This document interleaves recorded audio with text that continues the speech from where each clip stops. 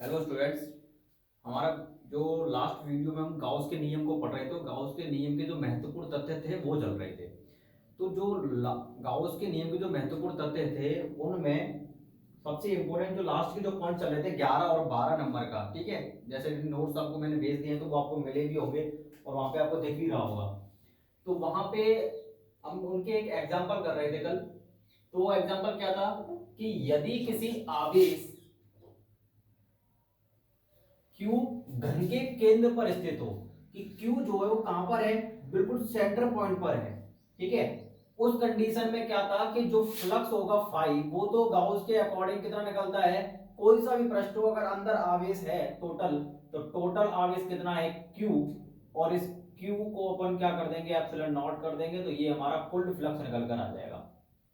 अब ये जो कुल फ्लक्स है, अब इस घन की कहानी को जरा थोड़ा सा समझो कि ये जो Q अपॉन एप्सिलॉन नॉट वाला जो ये वाला जो फ्लक्स है, इसके पूरे घन से निकल रहा है, ऊपर नीचे दाएं बाएं हर तरफ से निकल रहा है, ठीक है, आगे पीछे।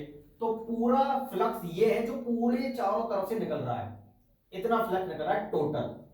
तो ये जो Q upon epsilon not flux है वह इसके 6 सतहों से होकर गुजर रहा है, इसके 8 शीर्षों से होकर गुजर रहा है, ठीक है। और जो इसके पास में जो कोर है, ठीक है, ये जो कोर होती है, ये जो कोर है, इन कोरों से होकर भी क्या कर रहा है, ये गुजर रहा है, ठीक है। जैसे ये हो गई, ये हो गई, ये हो गया, ये हो गया, ये हो गया, ये हो गया, ये जो लाइंस आपको दिख रही है इनको कोर बोलते हैं। तो इनसे होकर क्या गुजर रहा है, ये पूरा फ्लक्स गुजर रहा है। अगर हम बात करें सतह की, तो इसकी 6 सतह से कितना फ्लक्स गुजर रहा है ये। तो इसकी अगर एक सतह की हम बात कर रहे थे कल, तो वो कितना निकल रहा था, वो निकल रहा था 6 सतह से निकल रहा है क्यू अपॉन एप्सिलॉन नॉट। तो एक सतह से कितना निकलेगा, क्यू अपॉन 6 एप्सिलॉन नॉट, ठीक है। मतलब ये ऐसे समझ लो 6 से निकल रहा है क्यू अपॉन एप्सिलॉन नॉट, तो एक सतह से कितना निकलेगा, क्यू अपॉन 6 एप्सिलॉन नॉट, 6 का भाग लगा देंगे नीचे। वैसे ही अगर हम एक शीर्ष से ज्ञात करें, तो हमें पता है क्या कि 8 शीर्ष से निकल रहा है कितना, Q अपॉन एप्सिलॉन नॉट। तो एक शीर्ष से कितना निकलेगा, Q अपॉन 8 एप्सिलॉन नॉट। तो ये 5 शीर्ष हो जाएगा आपके पास में Q अपॉन में 8 एप्सिलॉन नॉट, ठीक है। एक शीर्ष से कितना फ्लक्स गुजर रहा होगा, मतलब हम एक शीर्ष पे खड़े हो जाएं और वहां से देखें कि कितना फ्लक्स, फ्लक्स तो सभी जगह से निकल रहा है, बस हम काउंट किसको कर रहे हैं, सिर्फ एक को काउंट कर रहे हैं। तो उस कंडीशन में ये हम देख रहे हैं, ठीक है। अगर हमको ज्ञात करना हो कि फाई कोर क्या होगा, ठीक है, तो फाई कोर आपका कितना निकलेगा, क्यू अपॉन में 12 एप्सिलॉन नॉट, ये हो जाएगा क्यू अपॉन 12 एप्सिलॉन नॉट। आपको पता है कि 12 कोर से जो फ्लक्स गुजर रहा है वो टोटल कितना है, क्यू अपॉन एप्सिलॉन नॉट। और जब एक की बात करेंगे तो ये कितना आ जाएगा, क्यू अपॉन 12 एप्सिलॉन नॉट, ठीक है, ये है। और ये किस कंडीशन में होगा, जब हमारा आवेश ऐसी स्थिति पर रखा हुआ हो जहां से हर तरफ से बराबर बराबर फ्लक्स हर दिशा में निकले, तब उस कंडीशन में ये होगा, कुल फ्लक्स होगा क्यू अपॉन एप्सिलॉन नॉट। तो ये केंद्र पर स्थित है, तो जब केंद्र पर है तो हर सतह से बराबर निकलेगा, हर शीर्ष से बराबर निकलेगा, और हर कोर से भी क्या निकलेगा, बराबर निकलेगा, ठीक है। एक सेकंड एग्जांपल देखते हैं। यदि घन के केंद्र पर स्थित ना हो, घन की सतह कोई ले लो और उसके केंद्र पर स्थित हो, जैसे मान लो कि ये साइड में ये जो सतह है यहां पे आवेश है Q, ठीक है। तो इस पॉइंट पे Q आवेश है, तो क्या होगा कि फ्लक्स ऊपर जाएगा, फ्लक्स इधर भी निकलेगा, हर दिशा में क्या निकलेगा, फ्लक्स निकलेगा, ठीक है। तो अब देख रहे हो कि इसका ये वाला जो फ्लक्स है वो कुछ अंदर जा रहा है, कुछ कहां निकल रहा है, बाहर निकल रहा है। तो हमारे लिए तो जो आधा फ्लक्स है वो तो अंदर गया, आधा बाहर गया। जो बाहर फ्लक्स जा रहा है वो तो अपने कोई काम का नहीं है, क्योंकि गाउस जो बोलता है पृष्ठ कैसा होना चाहिए, बंद पृष्ठ होना चाहिए, तभी तो हम वहां से फ्लक्स निकाल पाएंगे। तो अपन को क्या करना है कि जब भी आपको ऐसी कंडीशन मिले कि जहां पर वस्तु का या जो पृष्ठ है वो सममित ना हो, सममित का मतलब क्या है कि उस बिंदु से अगर हर दिशा में चले तो पृष्ठ की जो आखिरी हिस्सा है यानी जो परिधि है पृष्ठ की, वो पृष्ठ कैसा मिले, बराबर बराबर मिले, अगर हम यहाँ पे होंगे तो हम हर जगह पे बराबर दिशा में पहुंचेंगे, बराबर समय लगेगा। बट अगर हम यहाँ पे आ जाएं, इस जगह पे अगर अपन होंगे तो इस जगह पे अपन को क्या होगा कि निकलने में दिक्कत आएगा अपन को, कि यहां से तो ये वाली जो कोर है ये तो बहुत जल्दी पड़ गई, बट इस वाली कोर की अगर बात करोगे तो ये बहुत लंबी पड़ेगी इसके लिए कोर। ठीक है, तो ये दिक्कत है इसके अंदर में।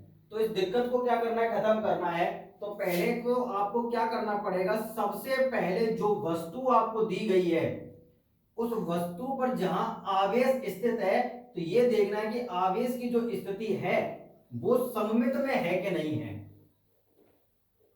आवेश जो है वह सममित अवस्था में है या नहीं है, ये सबसे पहले आपको क्या करना है, देखना है। तो मान लो ये कोई घन है जिसकी एक सतह पर क्या रखा हुआ है, आवेश रखा हुआ है। ठीक है, यहां पे हमने क्या रख दिया, आवेश रख दिया Q। तो अब क्या है कि यहां जहां ये Q रखा हुआ है उस जगह से ये घन सममित नहीं दिख रहा है। साइड से देखोगे तो इतना तो पास में पड़ गया पहली सतह, दूसरी सतह से बहुत दूर है। तो अपन क्या करेंगे, इसको सममित बनाएंगे। और सममित बनाने के लिए क्या करेंगे कि ये जो घन है इस जिस सतह पर आवेश रखा हुआ है उस सतह से सटा के एक और घन रख देंगे। ठीक है, तो जब एक और घन आप रख दोगे तो ये कुछ जो आपकी आकृति है कुछ इस तरीके की हो जाएगी।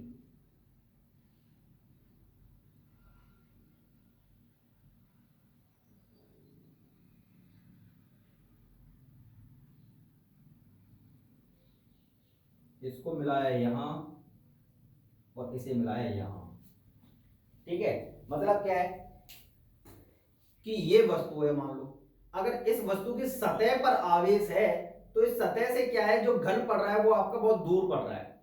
तो हम क्या करेंगे, एक और सतह इसकी सतह से मिला देंगे। तो आप देख रहे हो कि अगर इसके केंद्र में अगर कोई आवेश होगा तो वह पृष्ठ के बीचों बीच में है, तो हर जगह से समान पड़ रहा है। तो उसी तरीके से हम क्या करें कि जैसे एक कटोरी ये ले और एक कटोरी ये ले, अगर दोनों को मिला दे तो दोनों सममित दिख रही हैं। बीच में अगर यहाँ पे कहीं आवेश रख दे इस जगह पर तो हमको क्या दिख रहा है, बराबर पृष्ठ दिख रहा है दोनों तरफ। अगर सिर्फ एक ही हिस्सा रखेंगे तो बराबर नहीं दिखेगा। तो वैसे हमने क्या किया है कि इस घन की सतह से सटाकर एक और घन रख दिया। तो आप देख रहे हो ये कि जो Q का जो मान है यानी Q का जो आवेश है वह दोनों घनों के ठीक बीच में है। तो हमारा ये क्या हो गया कि पूरा सममित पृष्ठ बन चुका है ये। ठीक है, तो सबसे पहला काम क्या करते हैं अपन कि अपन दी गई या दिए गए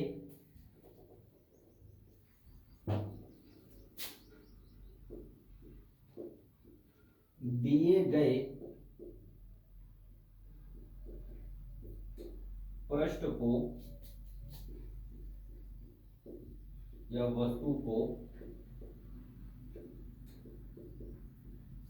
सममित पृष्ठ में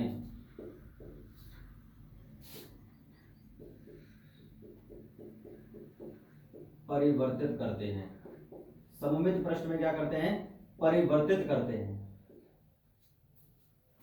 और फिर क्या करेंगे, तब हम दूसरे पॉइंट पे हम निकालेंगे, जब सममित करने के बाद में संपूर्ण पृष्ठ से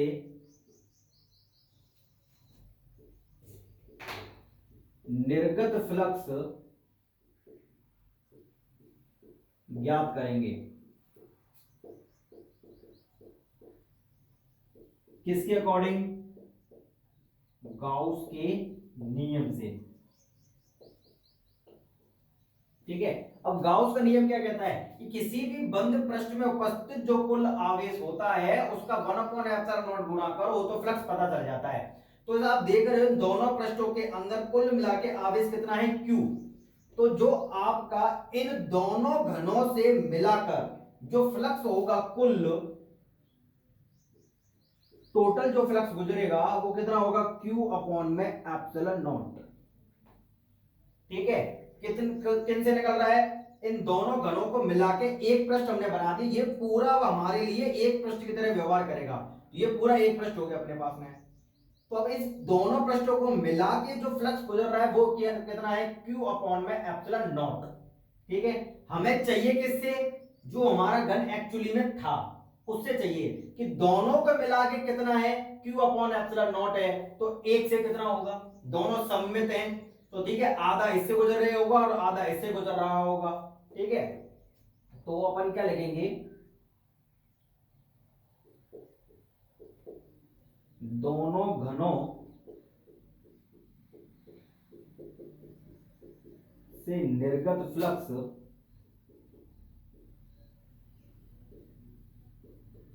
फाई कुल बराबर कितना है, Q अपॉन में एप्सिलॉन नॉट, ठीक है। जरा इतना कर लो इसको, तो मैं इसको साफ करता हूं।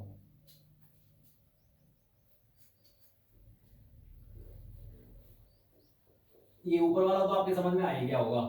ये तो सिंपल है कि अगर घन के केंद्र पर है तो total Q upon epsilon not निकालो, फिर जो भी पूछ रहा है उसको निकालते रहो। अगर सतह से पूछ रहा है तो 6 सतहों से होती है, तो 6 कर देंगे, ऐसे करके सभी से निकालेंगे। तो हम यहाँ पे क्या लिखेंगे, अतः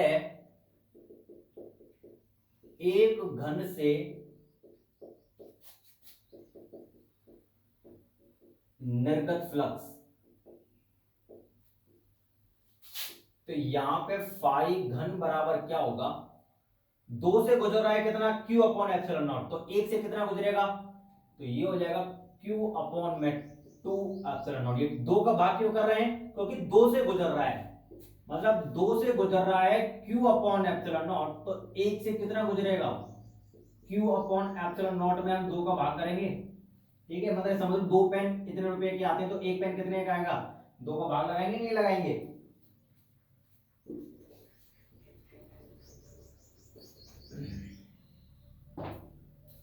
तो ये आ गया किससे, एक घन से,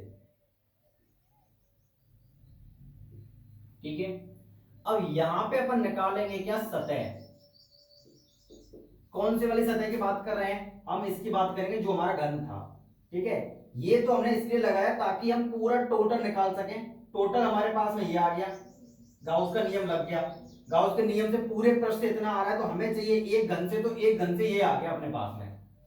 अब हम किससे निकालेंगे, सतह से निकालेंगे। अब एक बात देखना कि हमने क्या किया हुआ है कि जिस सतह पर हमारा आवेश उपस्थित है उस सतह से हमने एक और सतह मिला के रख दी है। जैसे मान लो कि ये एक सतह है इसकी, ठीक है, Q आवेश यहां पे रखा हुआ है, तो यहां से हमने क्या किया है, घन की सतह पे एक और घन लगा दिया, तो ये वाली जो सतह है ये ब्लॉक हो गई, ऐसे समझ लो, ठीक है। अब जो फ्लक्स गुजर रहा होगा वो इस सतह से नहीं गुजरेगा, बाकी की सभी सतहों से गुजरेगा। सिर्फ ये जो सतह आपस में मिली हुई है इन सतहों से क्या नहीं गुजर रहा होगा, फ्लक्स नहीं गुजर रहा होगा, क्योंकि ये दोनों मिल चुकी हैं एकदम से, ये निकलने नहीं देंगे फ्लक्स को। तो फ्लक्स क्या होगा कि ये वाला जो घन है इसकी घन की ये वाली जो सतह है इससे तो फ्लक्स नहीं गुजरेगा, तो बाकी सतहों से तो गुजर रहा होगा। तो एक सतह ब्लॉक हो गई हमारी, तो कितनी सतह बची, 6 सतह बची कि नहीं बची, सॉरी 5 सतह बची कि नहीं बची, टोटल 6 होती हैं, एक गायब हो गई, ऐसे समझ लो, एक सतह नहीं है, तो 5 बची हैं। तो ये वाला जो फ्लक्स गुजर रहा है घन का, ये 5 सतहों से होकर गुजर रहा होगा, ठीक है। ये कितनी सतहों से है, 5 सतहों से निर्गत फ्लक्स है ये। हम 6 क्यों नहीं लिख रहे हैं, क्योंकि एक ब्लॉक हो चुकी है हमारी, उससे कोई फ्लक्स नहीं गुजर रहा। तो हमें क्या निकालना है, एक सतह से निकालना है, 5 सतह से इतना है, तो एक सतह से कितना होगा, तो ये हो जाएगा Q अपॉन 2 एप्सिलॉन नॉट, ये तो 5 सतहों से है, हमें किससे निकालना है, एक से, तो 1 बट्टे का कर देंगे, 5 कर देंगे, तो हमें 1 से पता चल जाएगा। तो ये कितना हो जाएगा, 5 सतह पर हो जाएगा कितना, Q अपॉन में 10 एप्सिलॉन नॉट।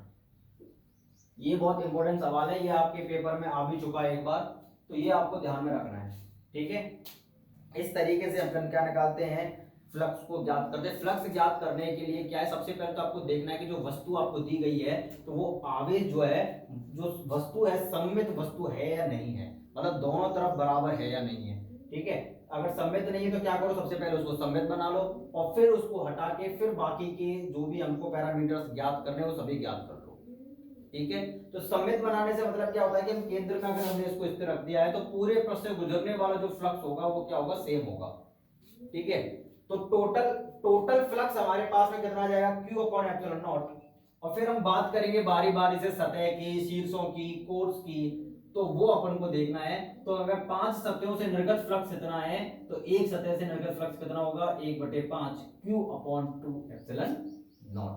ठीक है, तो हमने इसको सममित क्यों बनाया, हमने इसको सममित इस वजह से बनाया क्योंकि ये वाली जो सतह है यहाँ पे जो आवेश है वो बाहर के एयर के टच में है, ऐसे समझो।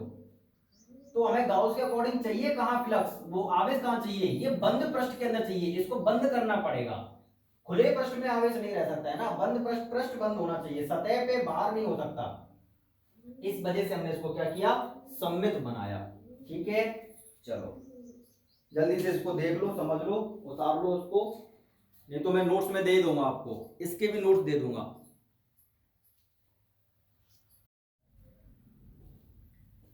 अब हम नेक्स्ट टॉपिक पढ़ेंगे, कूलाम के नियम से गाउस के नियम की व्युत्पत्ति। ठीक है, कूलाम के नियम का प्रयोग करेंगे और गाउस के नियम की क्या करेंगे, व्युत्पत्ति करेंगे उससे। ठीक है, तो इसके लिए हमें पता होना चाहिए कि गाउस का जो नियम है वो क्या प्रूफ करना है, हमको प्रूफ करना है Q/ε0 ये होता है। किसी भी बंद प्रश्न में उपस्थित अगर कोई आवेश है तो उस आवेश का 1/ε0 गुना किसके बराबर होता है, फ्लक्स के बराबर होता है। ठीक है, जरा डायग्राम को समझो, यहां पे कोई +Q आवेश रखा हुआ है इसके केंद्र पर, ये पृष्ठ कैसा है, गोलीय है, जिसकी त्रिज्या कितनी है, r है। ठीक है, तो इस गोले का जो पृष्ठ क्षेत्रफल होगा कैपिटल S, वो कितना होगा, 4πr², ये कंप्लीट क्षेत्रफल है इस पूरे गोले का। यहां पे अगर +Q आवेश रखा हुआ है तो इस +Q आवेश से हर दिशा में लंबवत बाहर की ओर विद्युत क्षेत्र निकल रहा होगा। ठीक है, ये ऐसे, इधर ऐसे ई जा रहा होगा, इधर भी ई जा रहा होगा, यहां भी ई आ रहा होगा, ये सभी क्या है, हमारा ई वेक्टर है हर तरफ।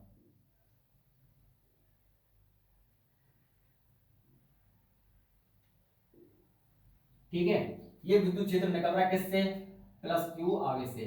तो जो बंद पृष्ठ के अंदर ये +Q आवेश से जो विद्युत क्षेत्र निकल रहा है, तो सोचना है कि ये जो पृष्ठ क्षेत्रफल है गोले का, इससे संबद्ध जो विद्युत फ्लक्स का मान होगा वह कितना होगा।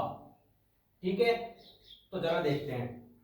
अभी गाउस के नियम को भूल जाओ, हमको तो सिर्फ अपना नॉर्मल मेथड ध्यान रखना है कि फ्लक्स क्या होता है, फाई बराबर EdS cos थीटा होता है, d फाई बराबर, फाई बराबर क्या होता है, फाई बराबर होता है ES cos थीटा, ये अपना होता है, ये अपन को ध्यान रखना बस। तो देखो क्या, माना +Q आवेश एक गोलीय वस्तु के पृष्ठ क्षेत्रफल में स्थित है, +Q आवेश जिससे विद्युत क्षेत्र रेखाएं लंबवत बाहर की ओर निर्गत हैं।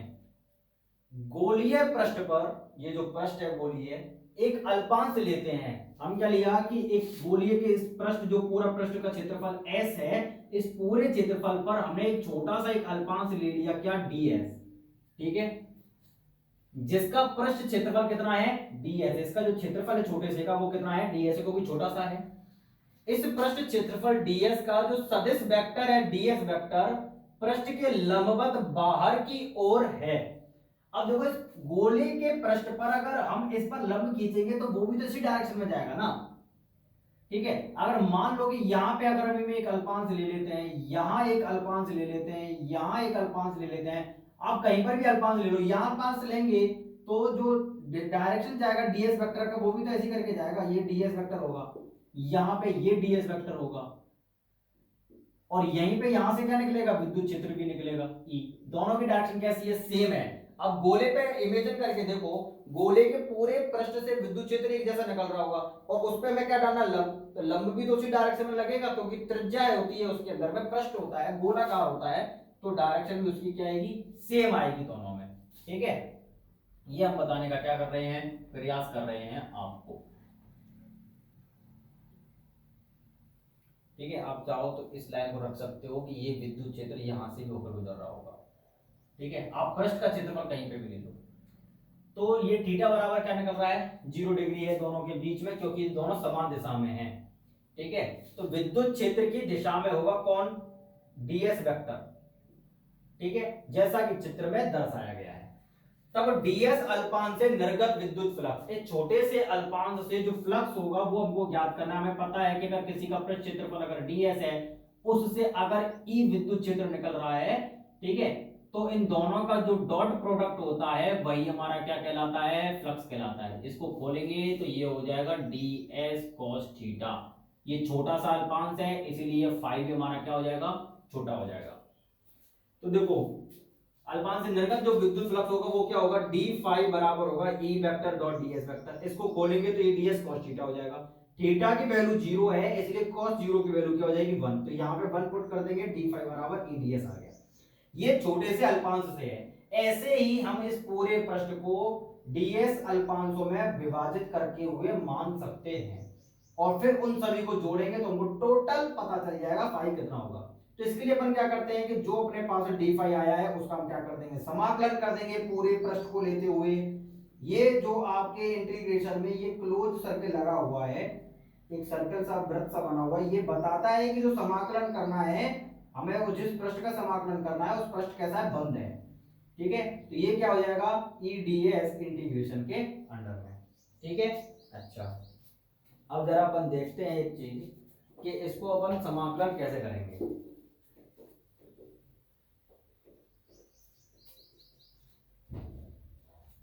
अब देखो अगर प्लस क्यू आवेश अगर स्थिर है उसके केंद्र पर, तो हमारा जो ई है हम मानेंगे कि इसके पूरे पृष्ठ पर जो ई है वह समान रूप से है, समान रूप से बाहर निकलेगा।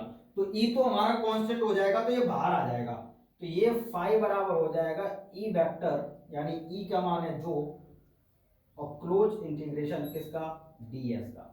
ठीक है, डीएस का इंटीग्रेशन कर रहे हैं मतलब हम गोले के पृष्ठ की बात कर रहे हैं एक अल्पांश की वजह से, और समाकलन लगाए तो मतलब इस पूरे पृष्ठ की बात हो रही है। तो पूरा पृष्ठ बोले तो s, और s बराबर क्या है 4 पाई आर स्क्वायर। तो ये क्या खुलकर आएगा, ये आएगा s में, अगर संपूर्ण पृष्ठ की बात करें फाई, तो फाई संपूर्ण पृष्ठ का कितना आ जाएगा, ये आ जाएगा e, और s की वैल्यू क्या होती है 4 पाई आर स्क्वायर। ठीक है, अब हमारे पास किसकी वैल्यू रखनी है, ई की। तो जरा ई की वैल्यू निकालते हैं कि हमारा केंद्र यहां पर है और ये जो पी पॉइंट, मान लो यहां पे कोई पी पॉइंट है जहां पे हमने एक अल्पांश लिया हुआ है, या इस अल्पांश की यहां से इसके केंद्र से जो दूरी है वो भी कितनी होगी, आर होगी। तो किसी बिंदु आवेश के कारण किसी आर दूरी पर स्थित अगर कोई पॉइंट है तो उस पर विद्युत क्षेत्र की जो तीव्रता निकालते हैं वह तीव्रता कितनी होती है 1/4 pi epsilon not Q upon में आर स्क्वायर। तो इस ई की जगह पर अपन क्या रखेंगे 1/4 पाई एप्सिलॉन नॉट और क्यू अपॉन में आर स्क्वायर, ये हमने ई की वैल्यू रख दी, और 4 पाई आर स्क्वायर ये हमारी एस की वैल्यू है। ठीक है, तो यहां पे अपन लिख सकते हैं क्या, चूंकि एक बिंदु आवेश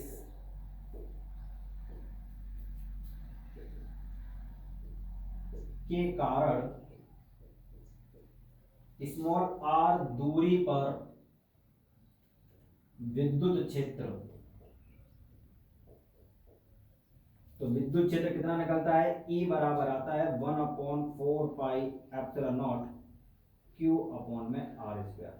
ठीक है, इसलिए E की वैल्यू क्या है 1/4 pi epsilon not Q upon में आर स्क्वायर।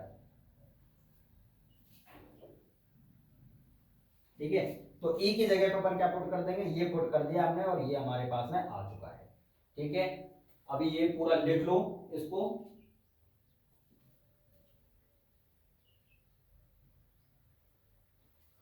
अब इसको मैं साफ करता हूं यहां से।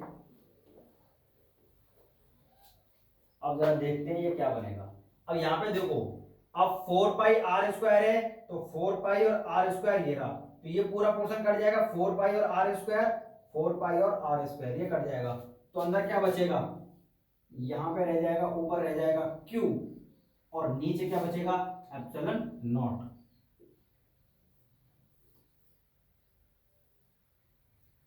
यही हमारा क्या है, गाउस का नियम है।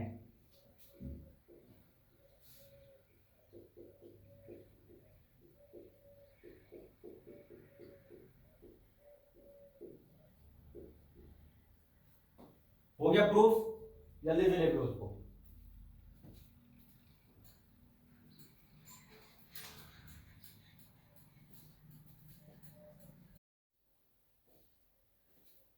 तो जो नेक्स्ट टॉपिक अपन को पढ़ना है इसके अंदर में, वो अब आप आपसे हम पढ़ेंगे गाउस के नियम के अनुप्रयोग। ठीक है, तो ये टॉपिक अपन करेंगे अब गाउस के नियम के अनुप्रयोग। जो अपन को पढ़ने हैं वो 6 अनुप्रयोग पढ़ने हैं, ठीक है, 6 अनुप्रयोग पढ़ने हैं और इनको हम बारी बारी से हम करेंगे, ठीक है, इन 6 अनुप्रयोगों को। अब आपको करना क्या है यहाँ तक कि जो गाउस के नियम जितने भी आपको करा दिए हैं, ठीक है, या गाउस के बारे में जो मैंने आपको विद्युत फ्लक्स कराया है, सदिश क्षेत्रफल कराया है, ठीक है, विद्युत फ्लक्स के बारे में 2-4 आपको केसेस भी कराए हुए हैं, ठीक है, फिर गाउस का नियम कराया है, गाउस के नियम के महत्वपूर्ण तथ्य कराए हैं, सममित वस्तु को हम कैसे बनाते हैं और उससे फ्लक्स को हम कैसे ज्ञात करते हैं, कूलाम के नियम से गाउस के नियम की कैसे व्युत्पत्ति करते हैं, यहां तक जितना भी मैंने आपको करा दिया है ये सभी का सभी आपको क्या कर लेना है, एकदम रेडी कर लेना है, ठीक है। जब आपका ये इतना सब कुछ रेडी हो जाएगा उसके बाद में आप अगर आप अनुप्रयोग पढ़ोगे तो आपके लिए बेटर रहेगा और समझ में भी बेटर आएगा आपको, ठीक है। तो जैसे कि अपन को जो पहला नियम पढ़ना है वो क्या पढ़ना है, वो पढ़ना है हमको गाउस के नियम से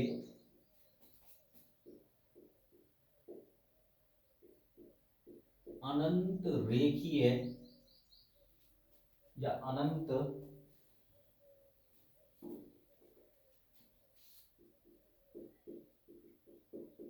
विस्तार वाले रेखीय आवेश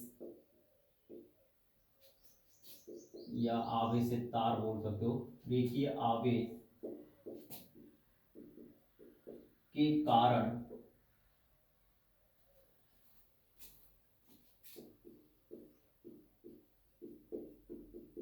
विद्युत क्षेत्र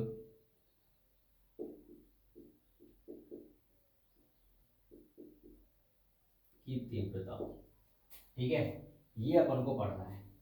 अब इसको पढ़ने के लिए अनुप्रयोगों को पढ़ने के लिए, ठीक है, अनुप्रयोगों को पढ़ने के लिए आपको एक चीज पता होना चाहिए, सतत आवेश वितरण क्या है, ठीक है।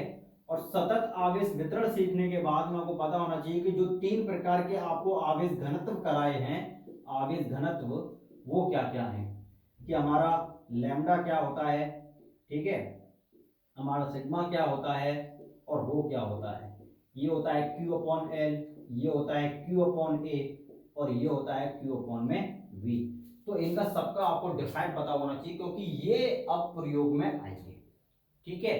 तो क्योंकि हमें गाउस का जो नियम पढ़ना, जो सेकंड चैप्टर जो पढ़ना है, सेकंड चैप्टर में हमको पढ़ना क्या है कि हमको पढ़ना है कि अगर किसी वस्तु पर, पूरी वस्तु पर अगर आवेश स्थित है तो उस वस्तु के आवेश वितरण के कारण किसी बिंदु पर विद्युत क्षेत्र की तीव्रता।